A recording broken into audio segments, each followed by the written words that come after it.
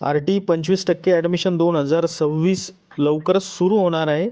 त्यासाठी लागणारी कागदपत्रे, जन्माचा पुरावा, त्यामध्ये विद्यार्थ्याचे आधार कार्ड सोबत जन्माचा दाखला असणे गरजेचे आहे. त्याचसोबत रहिवाशी पुरावाही तुम्हाला द्यावा लागेल फॉर्म भरताना. रहिवाशी पुराव्यामध्ये विद्यार्थ्याचे आधार कार्ड तसेच वडिलांचे आधार कार्ड किंवा मतदान कार्ड आणि लाईट बिल असेल तर लाईट बिलही तुम्ही देऊ शकता.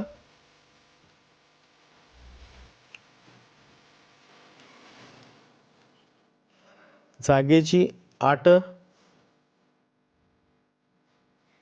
डोमेसाईल सर्टिफिकेट,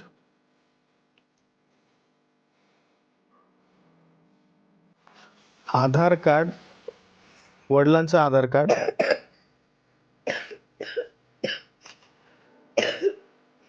उत्पन्नाचा दाखला,